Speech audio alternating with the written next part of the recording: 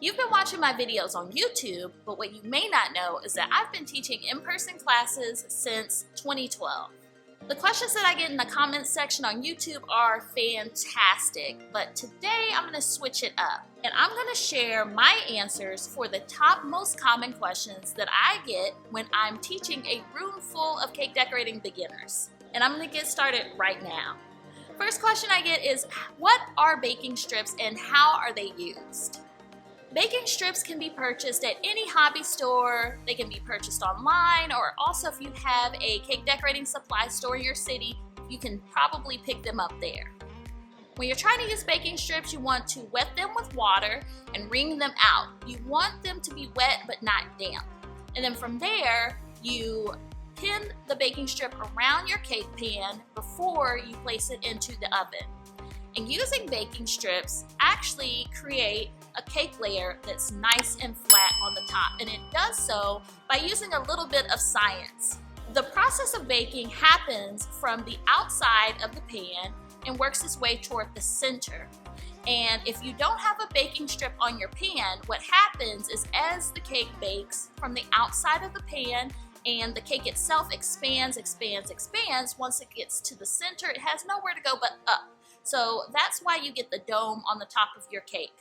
What the baking strip does is it actually tricks your oven into thinking that it's baking the cake when it's actually baking the water off of the baking strip. What's happening in this process is that the cake is starting to bake closer toward the center, and once the water is baked off the strip, then the cake is baking around the edge of the pan. And this yields almost a perfectly flat, level cake layer. And that's how baking strips work. Second question that I get is, how do I keep crumbs out of my final finished icing layer? The first thing you want to do is make sure you're being very, very generous with your icing when you're first applying icing to the bare cake. You never want the metal of the spatula to touch your cake. That is going to cause crumbs to be disturbed and come off of the cake. The second thing that you want to do is make sure that you are applying a crumb coat layer of icing before you apply your final layer of icing.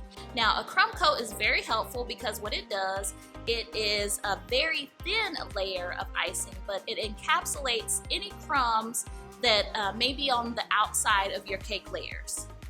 And then finally, as you are icing your cake, you always want to keep an eye out for crumbs. If you see any crumbs, be sure to wipe them off on a paper towel or discard them in some other kind of way, and never put them back into your clean container of icing. Next question that I get is, how do I fix a piping bag that has ruptured? And this happens from time to time if a student has maybe scored their piping bag a little too far up while they were preparing to place the tip into it, or if they're squeezing and really applying pressure. So if you happen to get a blowout on your piping bag, the easiest fix is to go ahead and prepare a brand new bag as you've done previously and place the bag with the icing into it into your new bag. So that is the quickest way to fix a ruptured piping bag. Next question I get near the end of class when students are finishing up their cakes and gathering all of their things together, how do I clean my piping tips? The way that I clean my piping tips is I always take them out of the piping bag. I rinse them out really quickly with some hot water, but most importantly, I place all of my tips into a cup of very hot water and use some dish soap. I like to use the Dawn brand of dish soap because it really gets all of the oils out of the piping tip. What you want to do is clean your tips very thoroughly with a tip brush like this one.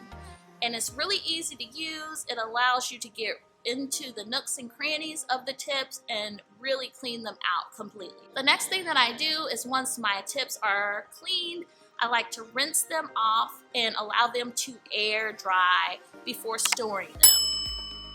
Now, some manufacturers will say that your tips are fine to go in the dishwasher. However, I have never placed piping tips into the dishwasher. I like to give them the love and care and attention that they need and hand wash all of my piping tips.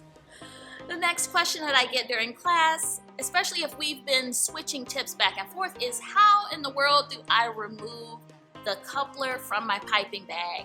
Now, doing so is can be a little daunting if you don't understand, which ways you can cut it apart. It's really important to remember that your coupler is in your piping bag, so you definitely do not want to dispose of it or throw it away completely. You really need that coupler body. Removing a coupler from a piping bag is really easy. You basically want to make sure that you've removed your piping tip and also removed your coupler ring.